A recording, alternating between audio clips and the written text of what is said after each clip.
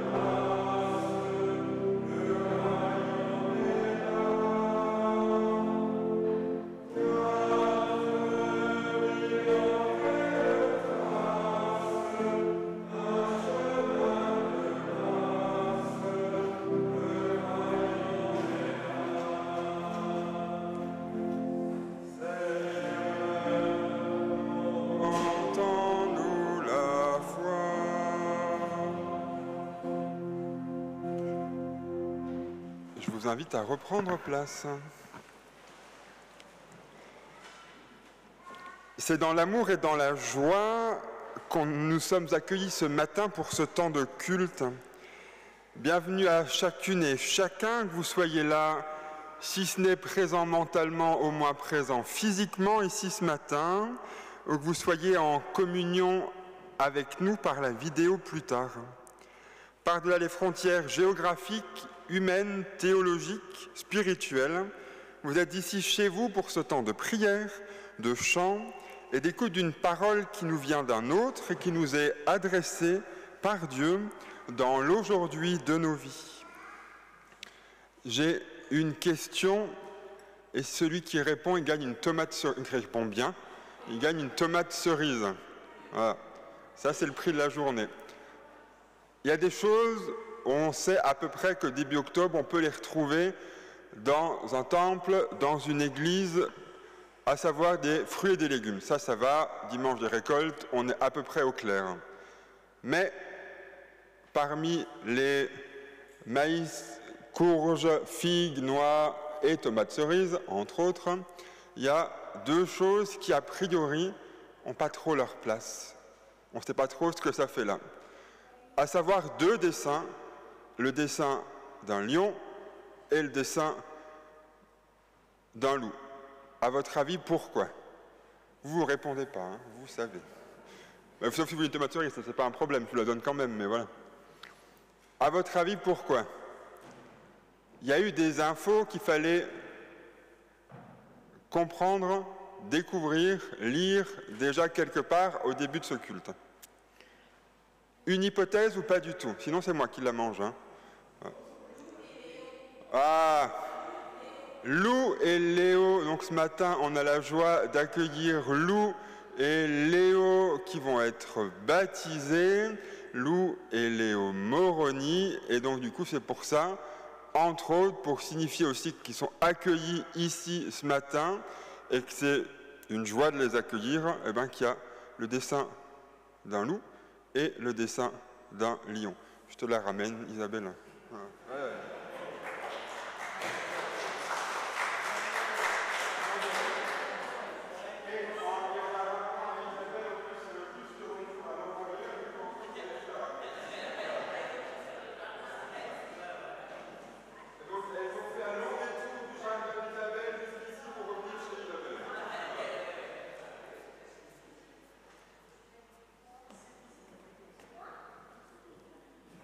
Comme ça, on ne pourra pas dire que ce que je dis, je ne le fais pas. Voilà. Donc du coup, ce matin, une bienvenue particulière à Léo et Lou, dont les parents Johan et Arnaud ont souhaité qu'ils reçoivent le baptême ce matin. Bienvenue à eux, bienvenue à leur famille, bienvenue à leurs parrains, marraines. Je le disais au début de ce culte, c'est les récoltes. Aujourd'hui, on célèbre les récoltes qui nous ramènent dans une vieille tradition de nos paroisses, mais aussi dans une vieille tradition biblique issue de la culture vétérotestamentaire de l'Ancien Testament, de la culture juive et hébraïque, où en fait il y a plusieurs fêtes dans le calendrier juif qui célèbrent les récoltes. Et donc en ce début d'automne, pour nous ce matin, à l'heure où on commence à préparer nos jardins pour le temps de l'hiver et on commence à quitter les courgettes, les aubergines et les tomates pour les navets et autres courges, on récolte les derniers fruits et légumes avant de passer aux fruits et légumes de l'hiver. Nous voulons ce matin exprimer à Dieu notre reconnaissance pour toutes ces bonnes choses que nous offre la création et que nous avons envie de partager avec d'autres. Martin Luther, le théologien, se plaisait à dire « La création est le plus beau livre dans lequel Dieu s'est décrit et présenté. » La création est le plus beau livre dans lequel Dieu s'est décrit et présenté. La création dans sa beauté et tout ce qu'elle nous donne de bon et de beau nous dit qui est Dieu, un Dieu bon, un Dieu qui veut que la vie grandisse, un Dieu qui a des projets et une espérance pour nous. Avant de récolter, il faut semer. Avant de voir les fruits, il faut accepter que des choses se passent sans que l'on ne le voie. Avant de goûter à la saveur des choses, il faut patienter jusqu'à maturité. On sème et on ne sait pas toujours ce qui va advenir. Ainsi en est-il du travail de la terre, et ainsi en est-il de la vie. Ainsi en est-il de l'accompagnement des enfants par leurs parents. Finalement, célébrer les récoltes et célébrer un baptême, c'est un peu la même chose. Accepter que tout ne dépende pas de moi et se réjouir de ce qui est donné de vivre et de partager.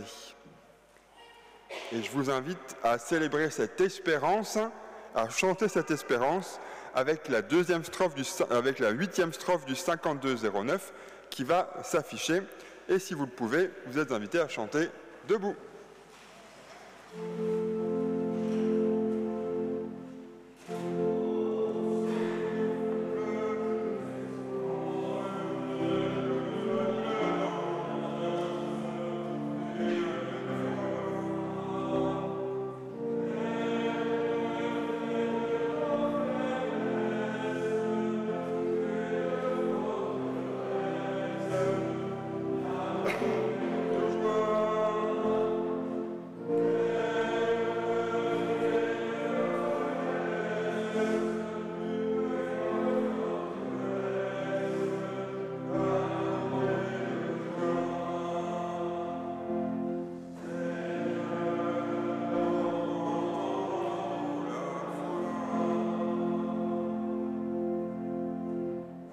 Et je vous invite à reprendre place.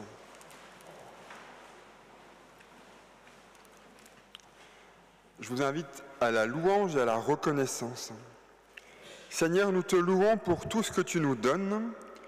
Tu nous donnes la vie, tu nous donnes la nourriture, tu nous donnes la joie, tu nous donnes le temps. Seigneur, nous te louons pour tout ce que tu nous demandes. Tu nous demandes d'aimer la vie, tu nous demandes de partager la nourriture, tu nous demandes de donner de la joie, tu nous demandes de consacrer du temps aux autres. Seigneur, nous te louons pour tout ce que tu nous donnes et pour tout ce que tu nous demandes. Car alors tu nous montres que nous sommes tes enfants, tu nous apprends que nous sommes tous frères et sœurs en humanité. Tu nous dis que nous sommes nés de ton amour et par ton amour. Et pour cela, Seigneur, nous te louons et nous te chantons. Amen. Et je vous invite à chanter notre reconnaissance avec le 4209. Merci pour ce matin de vie dont nous chantons les 4 premières strophes. Et si vous le pouvez, vous êtes invités à chanter debout.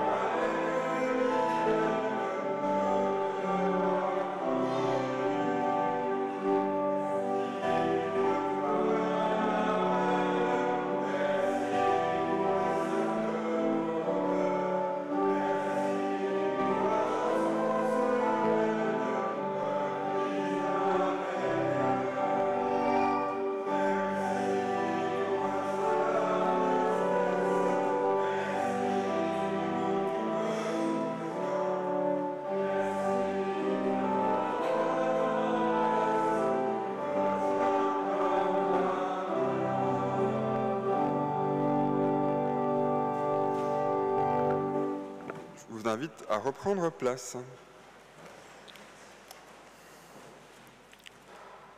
Le livre de la Genèse parle d'une des missions confiées à l'être humain par Dieu au début de la création, à savoir prendre soin de sa création, en la cultivant et la gardant. Aujourd'hui, alors que nous nous réjouissons de la beauté et de la diversité de la création, nous ne sommes pas aveugles et sourds aux questions environnementales et climatiques. Je vous invite à la prière. Père, auteur de toute vie, tu nous confies les merveilles de ta création. Seigneur, prends pitié de nous. Seigneur Jésus, lumière des êtres humains, tu nous accompagnes sur le chemin de notre foi. Christ, prends pitié de nous. Esprit Saint, source de sainteté, tu nous combles de tes dons. Seigneur, prends pitié. Oui, Seigneur, regarde nos vies telles qu'elles sont en vérité et pardonne-nous. Oui, tu nous pardonnes, tu nous donnes la vie en plénitude. Heureux qui trouve en toi son refuge, celui qui met sa confiance en Dieu et trouve sa joie en Jésus-Christ est sauvé. Amen. Et je vous invite à chanter les strophes 4 et 3 d'Il est une fois ancienne.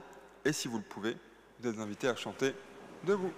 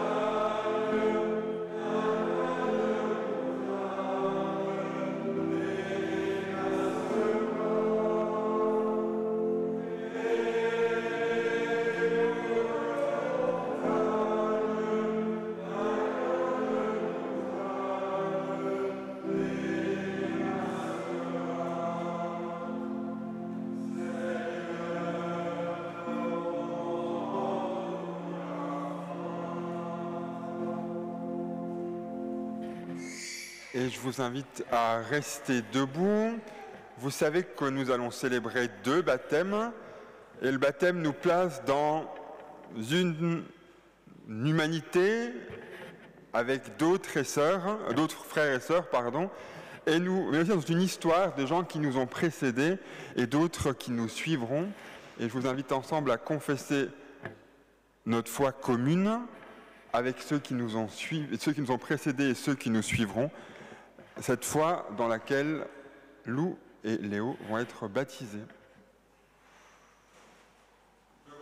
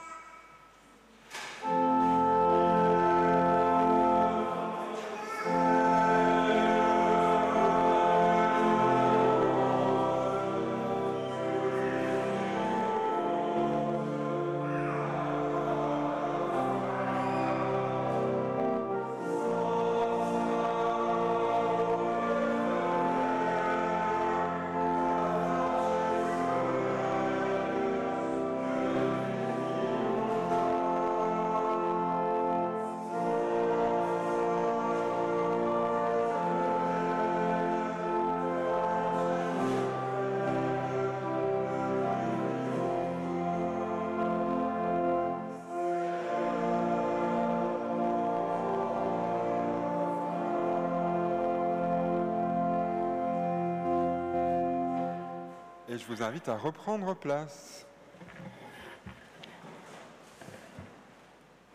Dans les évangiles, il nous est rapporté que des gens amenèrent à Jésus des enfants pour qu'il les bénisse, mais les disciples leur firent des reproches. Quand Jésus vit cela, il s'indigna et dit à ses disciples, « Laissez les enfants venir à moi, ne les empêchez pas, car le royaume de Dieu appartient à ceux qui sont comme eux. Je vous le déclare, c'est la vérité. Celui qui ne reçoit pas le royaume de Dieu comme un enfant ne pourra pas y entrer. » Ensuite, il prit les enfants dans ses bras et les bénit en leur imposant les mains. En invoquant ce récit de l'Évangile au moment du baptême, l'Église témoigne que la grâce de Dieu est offerte aux adultes comme aux enfants. Elle rappelle que pour vivre dans sa communion, Jésus attend de nous la simplicité et la confiance de l'enfant. Je vous invite à écouter le récit du baptême tel qu'il a été introduit, le récit de l'institution du baptême tel qu'il a été introduit dans les évangiles et qui donne sens à ce que nous vivons aujourd'hui. Jésus dit « Toute puissance m'a été donnée dans le ciel et sur la terre. Allez, faites des disciples, baptisez-les au nom du Père, du Fils et du Saint-Esprit, et apprenez-leur à garder tout ce que je vous ai enseigné. Voici, je suis tous les jours avec vous jusqu'à la fin du monde. » Lou et Léo vont être baptisés au nom du Père. Jadis, Dieu a fait alliance avec un peuple. Aujourd'hui, il fait alliance avec chacune et chacun de nous qui le souhaitent pour nous proposer une vie belle et libre, inscrite dans un projet de justice et de paix pour tous. Sous le regard de Dieu, chaque être humain est aimé sans avoir besoin de se justifier, en étant performant, en ayant du succès, en étant parfait.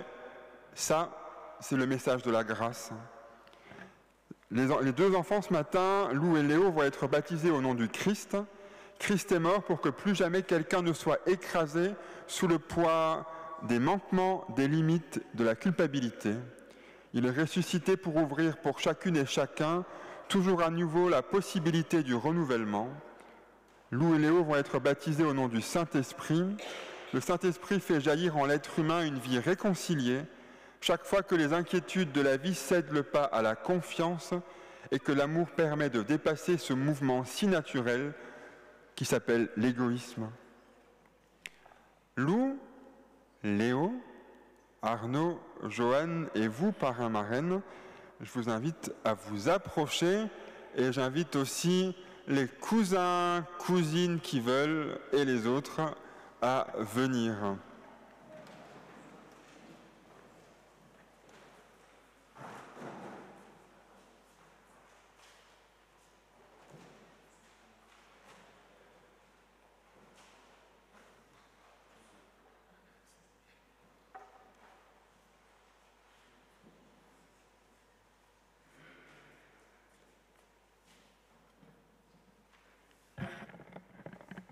Est-ce que vous pouvez juste venir, et il y a même un escabeau pour ça, et verser le verre là-dedans, si c'est possible pour vous. Vous pouvez prendre l'escabeau ou pas.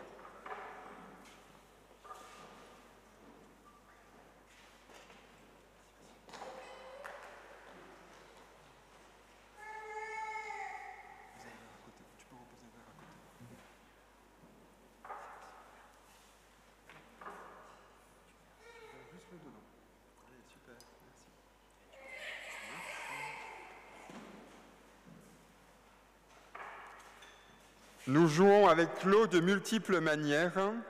Avec la lumière, ces gouttes s'illuminent, deviennent arc-en-ciel.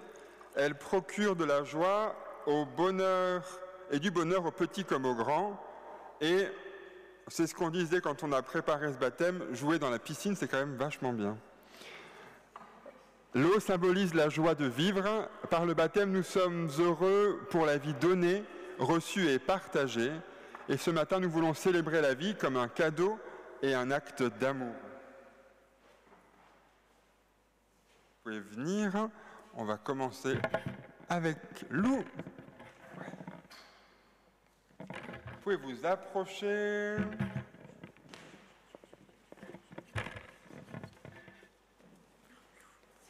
va jouer un peu avec l'eau, tu sais. Hein. Ouais. Lou, je te baptise au nom du Père, du Fils et du Saint-Esprit. Que Dieu t'accompagne tous les jours sur le chemin de ta vie, peu importe tes choix et ton chemin. Amen. Tiens, on va juste essuyer un peu. Ça va. Oui, tu vois, c'était pas non plus... ça va. T'es pas décoiffé, tout va bien. Ok? Oui. On y va? Oui. Tu peux aller sur l'escabeau si tu veux. Hein. Comme ça, tout le monde, tu peux monter. Ça va? Grimpe, tu peux. Je l'ai fait mis pour toi en plus. Alors, ah, ça va? Encore la deuxième marche? Oui. Ça va? Pas le vertige? Ça va?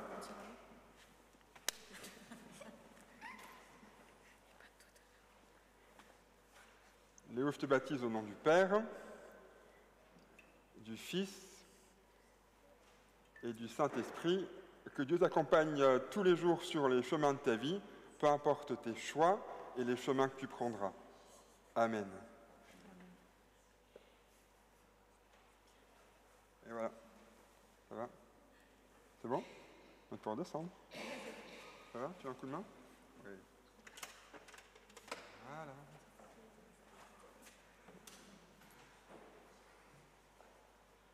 Vous pouvez manifester votre joie et l'amour que vous partagez pour ces enfants en leur faisant un câlin, un bisou ou un check. Voilà. Ah bah oui, hein, voilà. Entre vous. Voilà.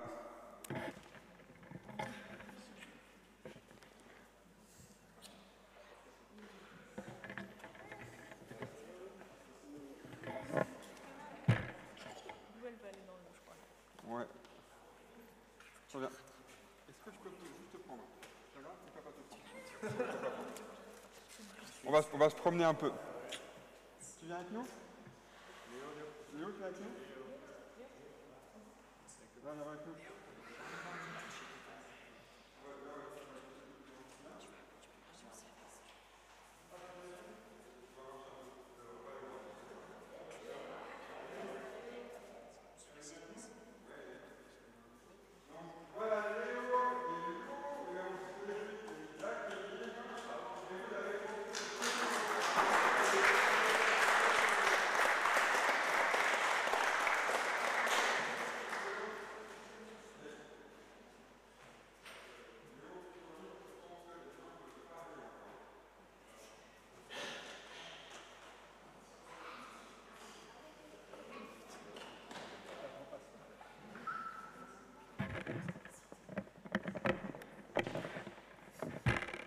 Chers parents, parrains et marraines, le baptême est un signe d'amour et d'accueil inconditionnel et je vous inviterai à présent avec vos mots à dire ce que vous avez envie de dire en termes d'amour et d'accueil inconditionnel à Lou et Léo. C'est là vos engagements.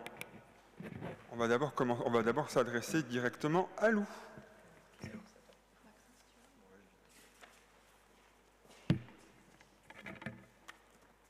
Bonjour à tous. Je suis profondément honoré d'avoir été choisi pour être le parrain de Lou. C'est un privilège et une responsabilité que j'accepte de tout mon cœur. Être parrain n'est pas seulement un titre, c'est un engagement sincère envers Lou, son épanouissement et son bien-être. Je promets pour cette raison d'être présent à chaque étape de son parcours de vie, de l'encourager, de la guider et de lui offrir mon soutien inconditionnel. Lou étant encore très jeune, nous ne sommes encore qu'à l'aurore de notre relation, mais je ferai de mon mieux pour nouer au fil du temps des liens solides. Nous pourrons apprendre ensemble et grandir dans la confiance mutuelle. Je serai là pour elle, dans les moments de joie comme dans les moments de difficulté. Lou, tu es déjà entouré d'une famille aimante. Sache que maintenant, ta marraine et ton parrain seront toujours là pour toi. Nous avons hâte de découvrir la merveilleuse personne que tu deviendras, même si ton caractère bien affirmé le laisse déjà transparaître. Je tenais également à remercier Arnaud et Joanne pour la confiance qu'ils m'accordent en me confiant ce rôle.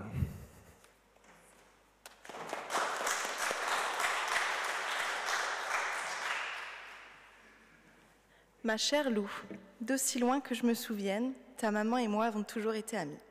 Nous avons tout vécu ensemble et nous avons chacune été un pilier dans la vie de l'autre, que ce soit dans les moments un peu plus difficiles ou dans les moments de joie intense. Alors, quand par une douce soirée d'été, ta maman m'a demandé d'être ta marraine, je n'ai que pu être comblée. À travers ce rôle si particulier, je m'engage à être une protectrice, une confidente, une tata de cœur pour te guider tout au long de ta vie. Je te fais la promesse solennelle d'être toujours là pour toi, pour tes joies et tes peines, de t'écouter et t'aimer sans préjugés. Je me réjouis de te voir grandir, devenir un jour une adolescente, puis une femme avec tes propres codes et tes propres valeurs. Mais n'oublie pas, ma petite Lou, dans un monde qui va toujours plus vite, le bonheur appartient au présent. Je serai là pour te le rappeler et te chuchoter d'y être attentive. Sache que mon bonheur à moi, c'est d'être là. Merci Arnaud, Joanne, pour cette confiance et de m'avoir permis de faire partie de cette jolie petite famille. Je finirai avec un petit mot pour Léo, mon petit Spider-Man adoré, avec tes yeux de coquin et une mimique à laquelle on ne peut rien refuser. Tout comme ta petite sœur, tu pourras toujours compter sur moi.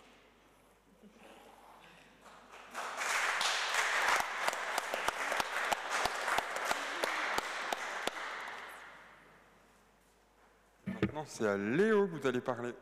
Pas toi, on va te parler à toi.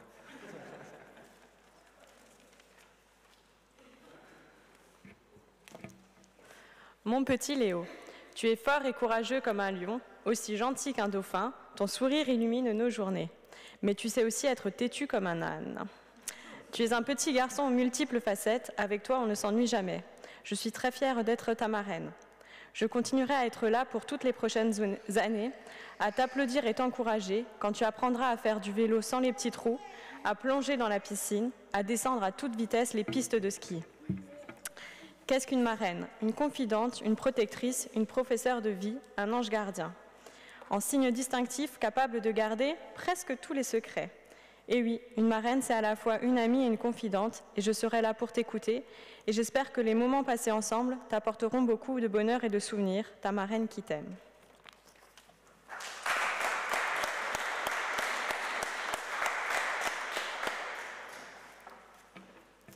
Bonjour. Léo, certains me qualifient volontiers d'handicapé des sentiments, et tu dois donc t'en douter, t'informer sur l'amour n'est pas aisé.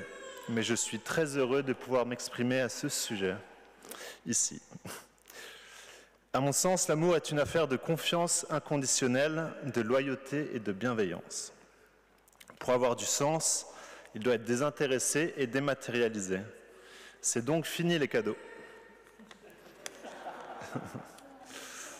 Avant tout, l'amour, c'est aimer l'autre et rester présent dans les divers chemins que la vie prendra.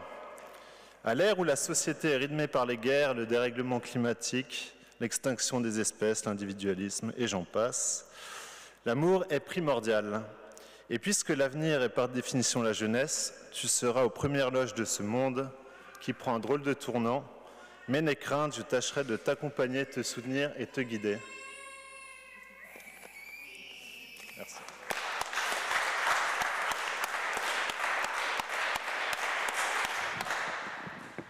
Et maintenant, moi, je vous invite à vous lever parce que c'est à votre tour de vous engager. Voilà.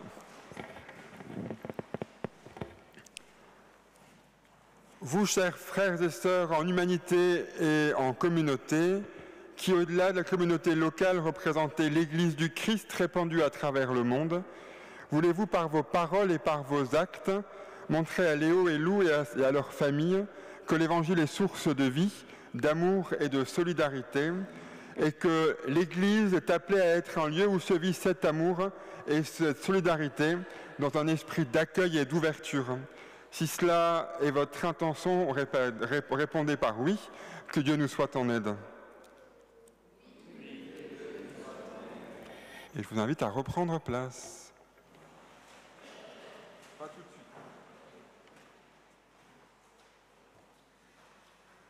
Vous avez choisi 2 bougies,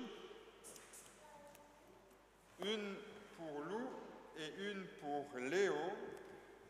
Jésus dit « Je suis la lumière du monde. Celui qui me suit ne restera pas dans les ténèbres, il aura la lumière de la vie. » Ces 2 bougies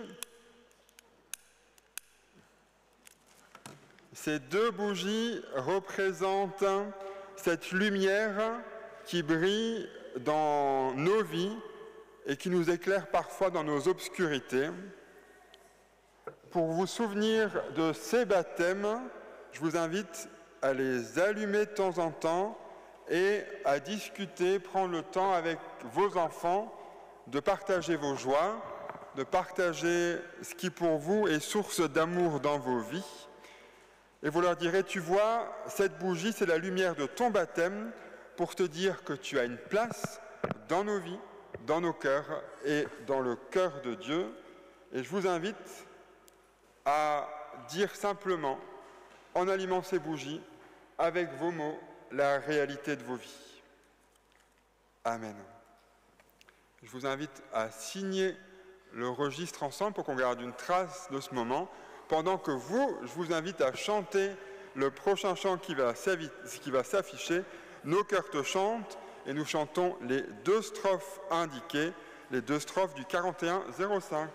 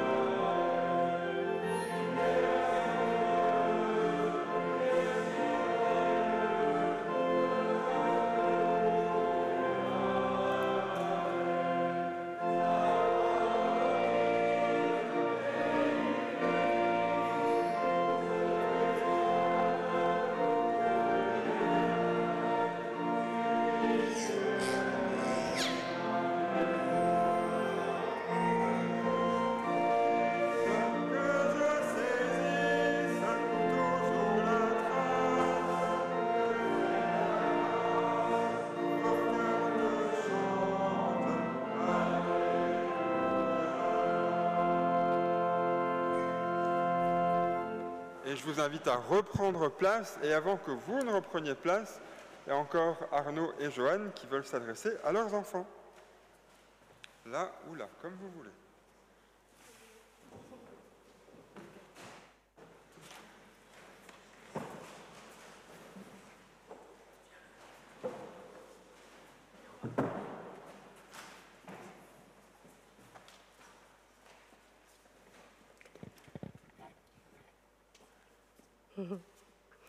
Mon Léo, tu as fait de moi une maman. Fille, je t'attendais. Garçon, tu es arrivé, comme dirait ton papy Didi. Si j'avais su qu'un petit garçon était aussi câlin que toi, avec sa maman, j'aurais signé directement. Tu m'apportes beaucoup de joie, de rire avec toutes tes blagues. T'es mon petit filou. Malou, une vraie petite chipie. Grâce à ton arrivée, nous avons le choix du roi, comme nous dit tout le monde. Mais surtout, on peut découvrir la complicité chaque jour entre un frère et une sœur. Mes bébés, mes amours, merci à la vie de pouvoir être présent autour de vous depuis le premier jour et d'être aussi pétillant et dynamique au quotidien.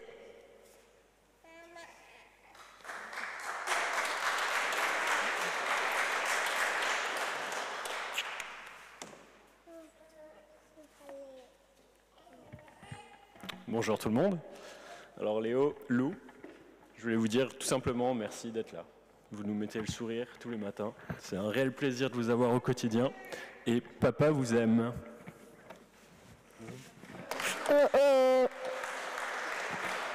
va pas le casser. Ça suffit. Touche pas, chérie.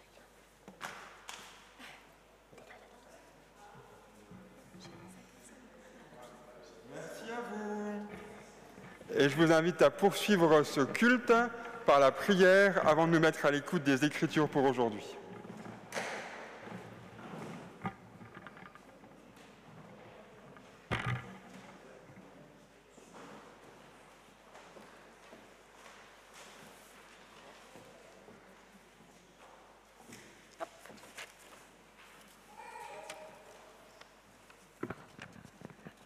Prions. Seigneur, nous recevons ta parole aujourd'hui comme un cadeau, comme une graine destinée à germer dans nos vies et à porter du fruit. Rends-nous attentifs au travail de ta grâce en nous, viens élargir notre cœur et notre compréhension.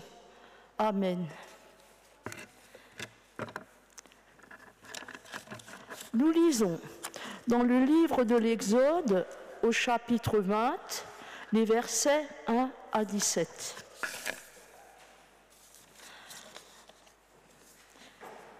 Je suis l'Éternel, ton Dieu, qui t'ai fait sortir du pays d'Égypte, de la maison de servitude. Tu n'auras pas d'autre Dieu devant ma face. Tu ne te feras pas d'image taillée, ni de représentation quelconque des choses qui sont en haut dans les cieux, qui sont en bas sur la terre et qui sont dans les eaux plus bas que la terre. Tu ne te prosterneras pas devant elles et tu ne les serviras pas. Car moi, l'Éternel ton Dieu, je suis un Dieu jaloux, qui punit l'iniquité des pères sur les enfants jusqu'à la 3e et à la 4e génération de ceux qui me haïssent, et qui fait miséricorde jusqu'en 1000 générations à ceux qui m'aiment et qui gardent mes commandements.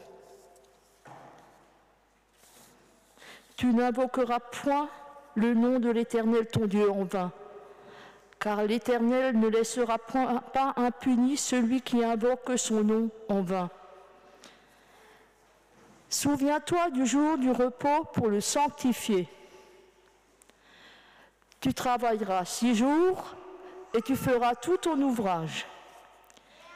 Mais le 7e jour est le jour du repos de l'Éternel ton Dieu. Tu ne feras aucun ouvrage, ni toi, ni ton fils, ni ta fille, ni ton serviteur, ni ta servante, ni ton bétail, ni l'étranger qui est dans tes portes. Car en 6 jours, l'Éternel a fait les cieux, la terre et la mer, et tout ce qui y est contenu, et il s'est reposé le 7e jour. C'est pourquoi l'Éternel a béni le jour du repos et l'a sanctifié. Honore ton père et ta mère, afin que tes jours se prolongent dans le pays que l'Éternel ton Dieu te donne. Tu ne tueras point. Tu ne commettras pas d'adultère. Tu ne déroberas pas. Tu ne porteras pas de faux témoignages contre ton prochain. Tu ne convoiteras pas la maison de ton prochain. Tu ne convoiteras pas la femme de ton prochain, ni son serviteur, ni sa servante, ni son bœuf, ni son âne, ni aucune chose qui appartienne à ton prochain.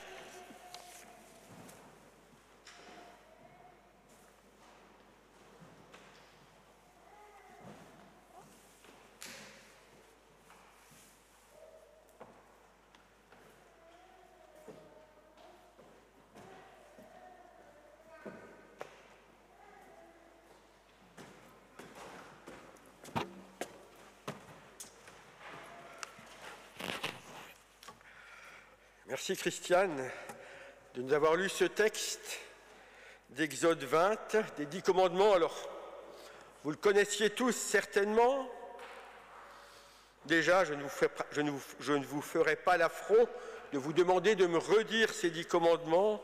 Un certain nombre d'entre vous ici ont dû les apprendre par cœur autrefois. 10 commandements, alors je sais qu'on n'aime pas beaucoup le mot commandement. Alors il est de bon ton, dans une prédication actuelle, de rappeler que la tradition juive ne parle pas de 10 commandements, mais de 10 paroles, parce qu'en effet, un peu plus loin, en Exode 34, on les nomme les 10 paroles, les Ezer Babar. Ne pas les nommer commandements, parce que sinon on passerait pour un obscurantiste ou un réac. Nous n'aimons pas le mot commandement, parce qu'il ne faut surtout pas de contraintes en religion, parce que l'Église devrait expier son moralisme bimillénaire, et nous pensons qu'en changeant le mot, nous pouvons laver notre conscience à peu de frais. Je me demande à ce propos si dénoncer le moralisme n'est pas du moralisme. Je me demande aussi si je ne suis pas moraliste en dénonçant le moralisme de ceux qui dénoncent le moralisme. Il est vrai que nous ne supportons aucune forme de ce qui pourrait ressembler à une contrainte. Je sais que c'est une des préoccupations constantes de Jean-Sébastien qui est là. Il est toujours content d'être là et de s'en prendre un peu. On ne peut pas ordonner d'aimer, on ne peut pas contraindre d'aimer, on ne peut pas ordonner de croire, on ne peut pas ordonner de ne pas tuer d'ailleurs. Tout est liberté. Alors nous scrutons l'autoritarisme que nous ne supportons pas chez les autres pour mieux nous soumettre souvent à des pensées que nous pensons librement choisies, même si elles sont tout aussi enfermantes que celles que nous rejetons. La différence est peut-être que nous aimons choisir nos contraintes, nos prisons. Je vous passerai sur toutes les injonctions contemporaines pour être de bons citoyens, de bons chrétiens, de bons parents. Ce matin, nous célébrons deux baptêmes, alors j'espère que les parents n'essayeront pas d'être de bons parents. Parce que la notion de bons parents charrie tellement de pression, de culpabilité, de choix kafkaïens entre laisser faire, ne pas contraindre, poser des limites, des interdits. Au nom de la liberté personnelle, nous nous construisons une nouvelle tyrannie, au point qu'il paraît qu'il y a des parents qui seraient en burn-out parental. Nous ne supportons pas qu'on nous commande. Et j'ai un autre collègue, qui n'est pas Jean-Sébastien, qui m'écrivait hier « Je trouve que dans l'Église, nous nous prenons beaucoup la tête avec des questions institutionnelles. » Il reflétait par là une attitude très contemporaine qu'est le rejet des institutions, de toutes les institutions de l'État, de la police, de l'Église. Mais je crois qu'en fait, ce rejet de l'institution est en fait un rejet de la foi. Car parce que, qu'est-ce que la foi? C'est accepter de mettre sa confiance en un autre que soi. C'est accepter que mes choix, mes compétences, mes connaissances sont limitées. C'est accepter que je ne puisse pas tout, que je suis un être inabouti qui a besoin de l'autre. Et c'est le rôle de la loi dans une société, et c'est la fonction de ce code de loi des 10 commandements, qui est l'un des premiers codes de loi au monde. Dire « j'accepte » que les règles de la vie en société ne sont pas décidées par chacun tout seul dans son coin. J'accepte de faire confiance en une institution extérieure à moi pour réguler les rapports entre les personnes. J'accepte que je ne peux pas faire la police, la justice, l'éducation tout seul. Croire, c'est vivre en société, c'est accepter de reconnaître l'autre comme égal à moi, et surtout c'est mettre sa confiance en un tout autre que soi, sur lequel j'accepte de n'avoir aucune prise, je veux dire Dieu. Croire, c'est ne pas remplacer une soi-disant tyrannie, qui serait celle de Dieu, par une tyrannie pire que tout, celle de soi-même et son désir de perfection. Franchement, je ne voudrais pas de moi comme Dieu, ce serait pire que tout. Je crois que l'enjeu des 10 paroles est la liberté.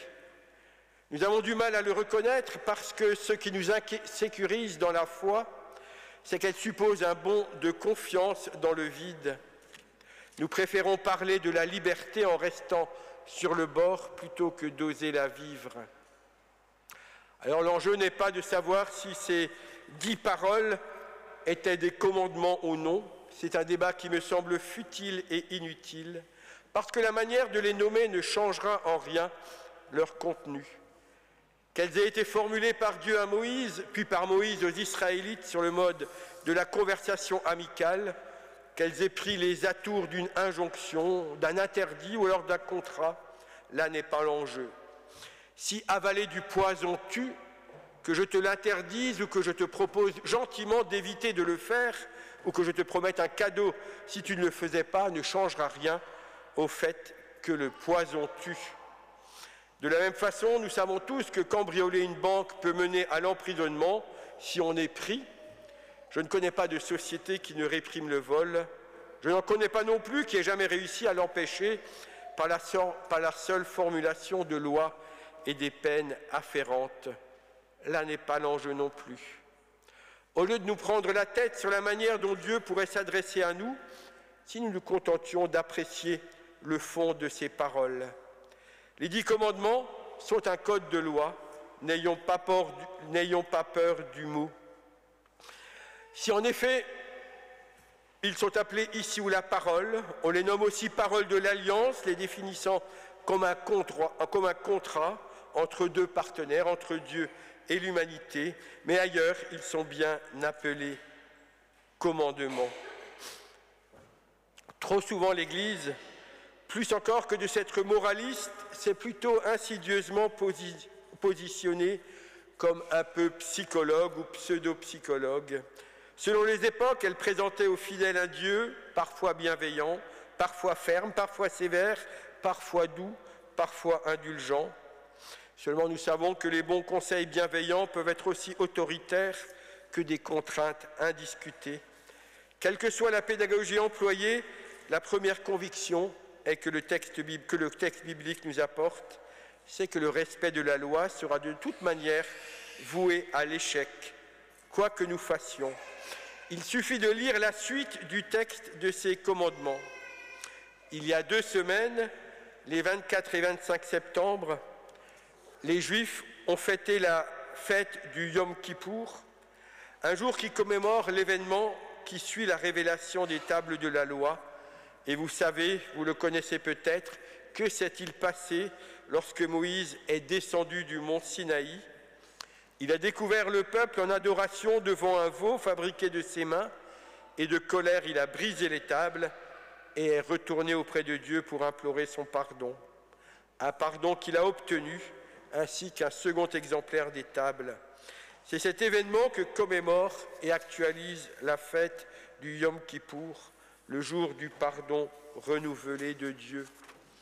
Retenons peut-être que la fonction première des 10 commandements est peut-être de nous révéler que nous ne sommes pas capables de les respecter.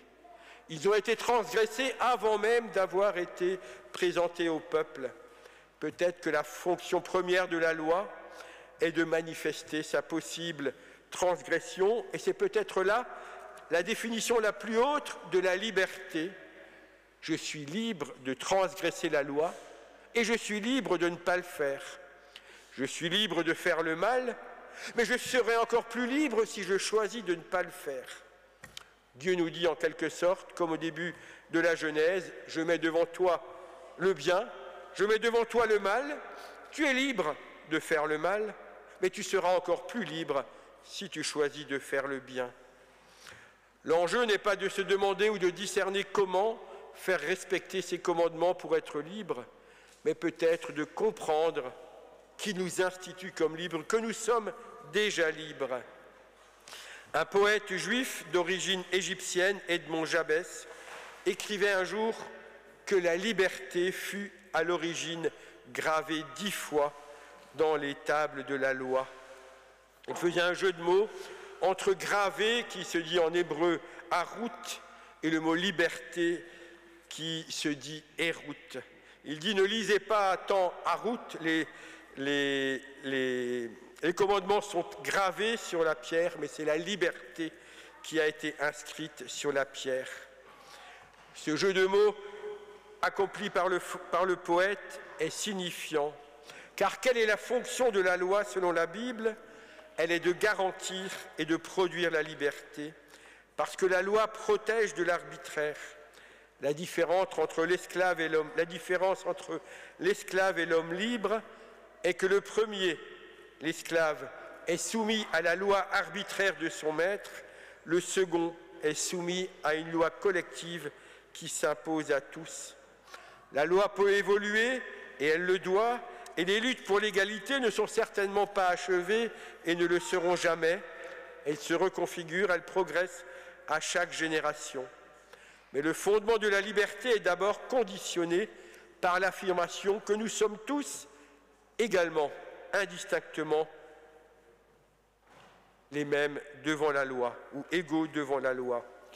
Et de ce point de vue, si nous regardons ces 10 commandements, nous pouvons comprendre et y découvrir qu'ils sont radicalement l'expression de la plus haute liberté.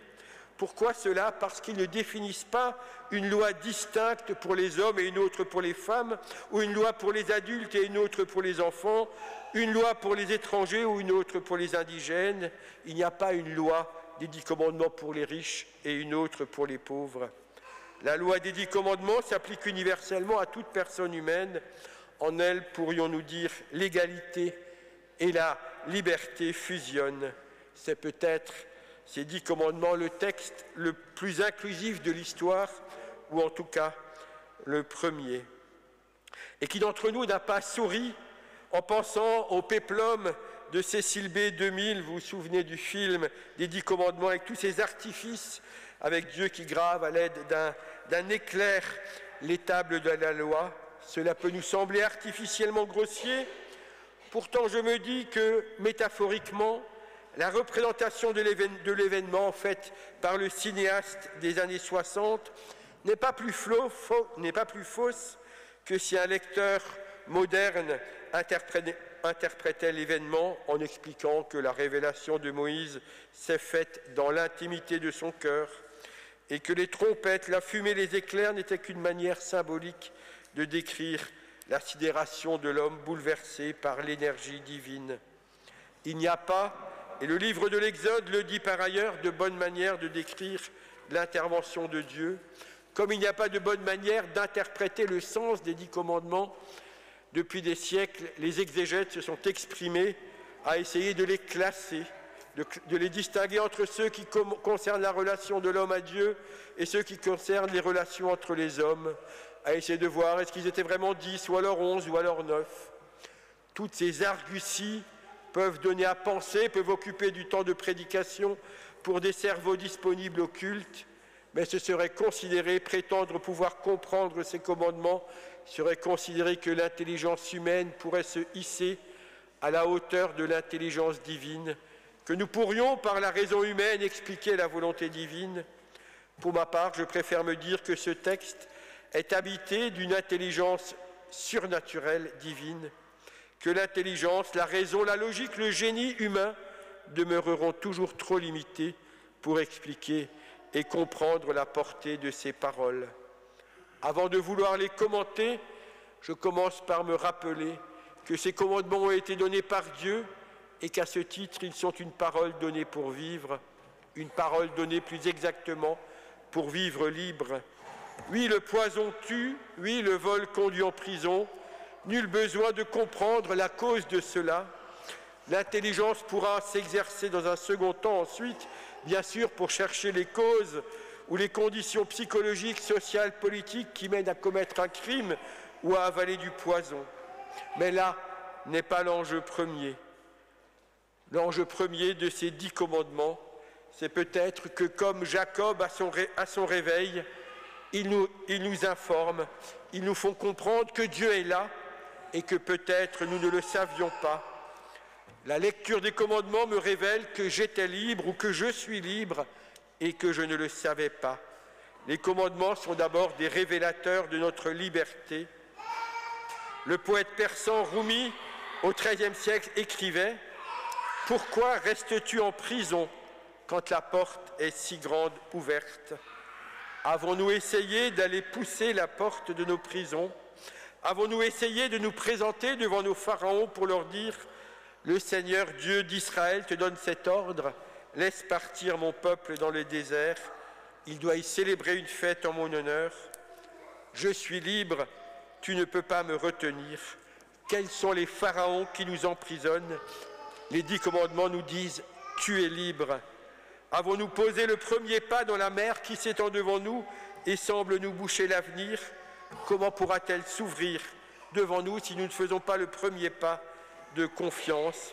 Si, comme Moïse, nous n'élevons pas la main pour en appeler à Dieu dans notre vie? Ne sommes-nous pas souvent des prisonniers qui nous créons nos propres geôliers, nos pharaons imaginaires, nous laissant inspirer par de pseudo-dieux qui ne veulent pas notre liberté? Tu n'auras pas d'autre Dieu devant ma face. Là est le fondement, je crois, dans ce texte de notre liberté. Amen.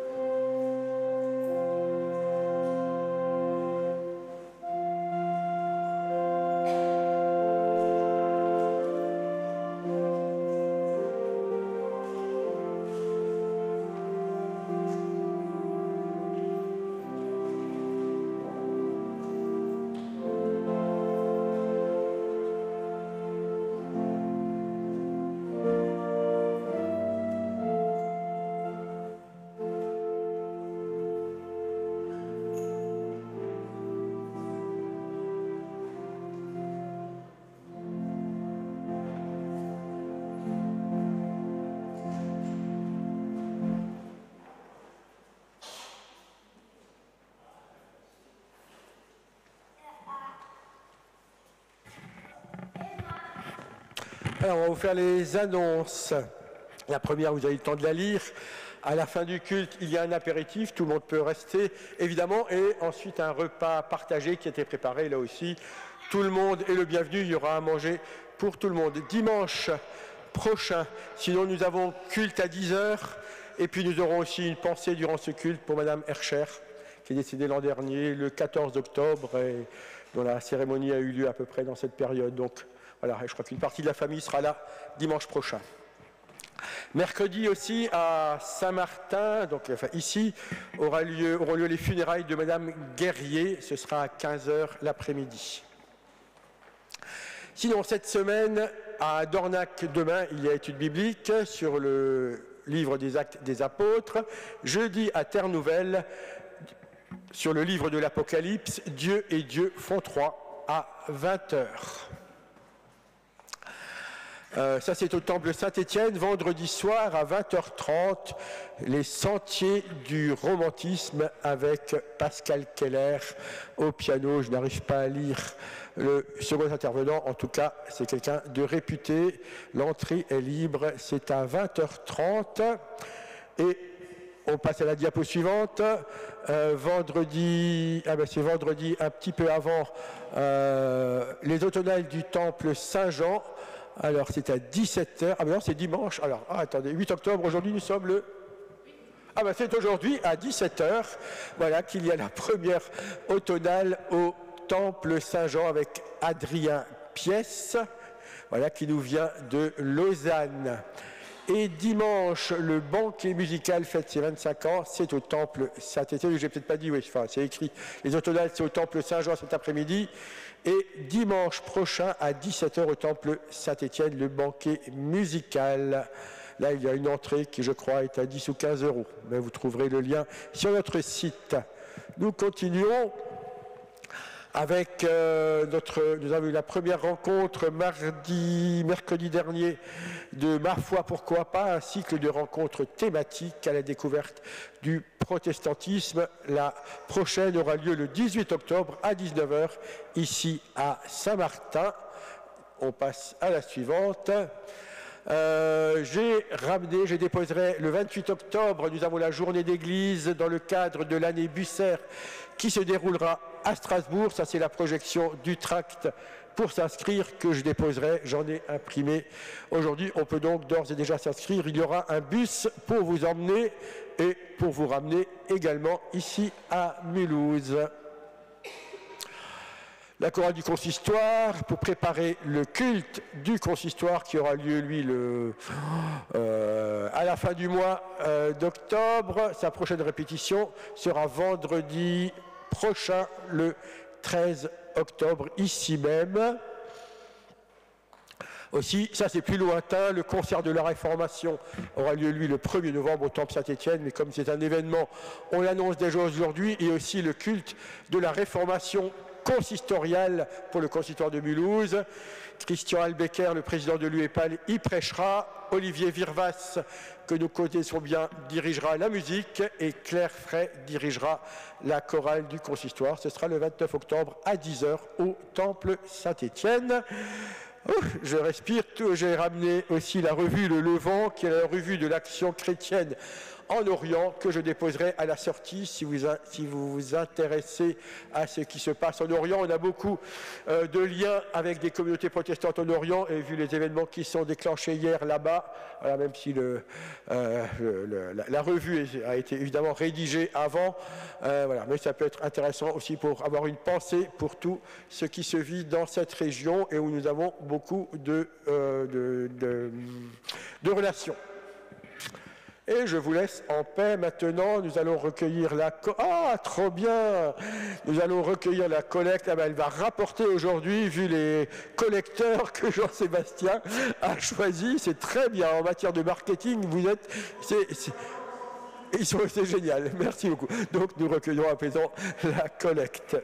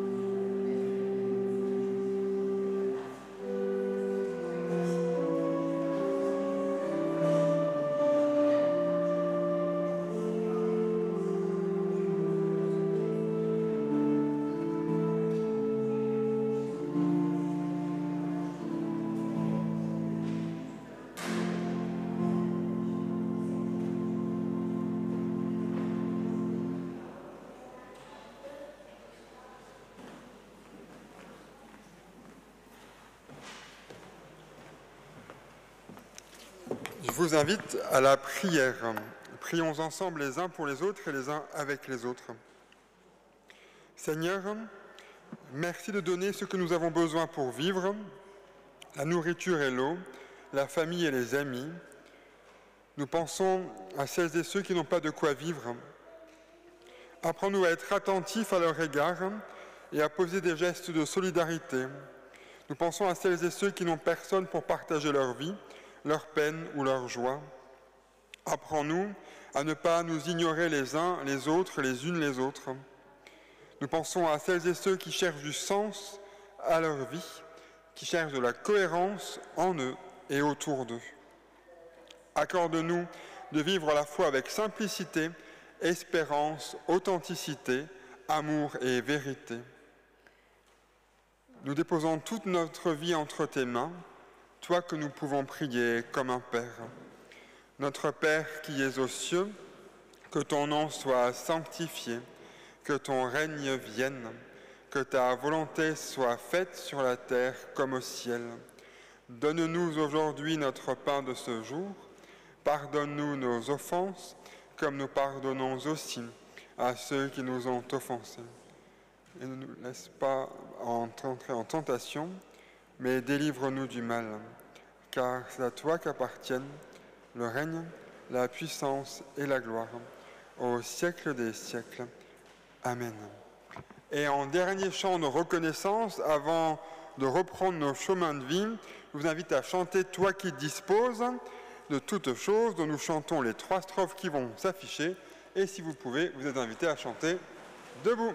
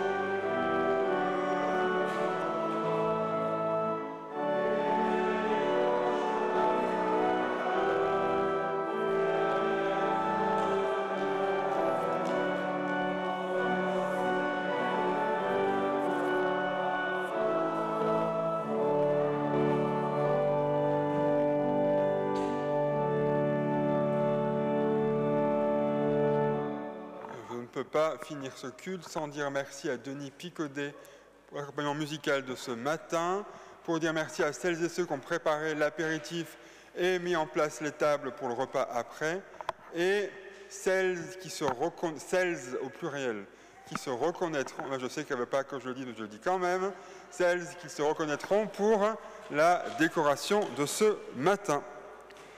Que le chemin s'ouvre sur vos pas, que le vent vous pousse en avant, que le soleil rayonne sa chaleur sur votre visage, que les pluies tombent avec douceur sur vos champs, et que Dieu vous bénisse et vous garde dans sa main, aujourd'hui et en toute éternité. Amen. Bon dimanche à vous toutes et à vous tous.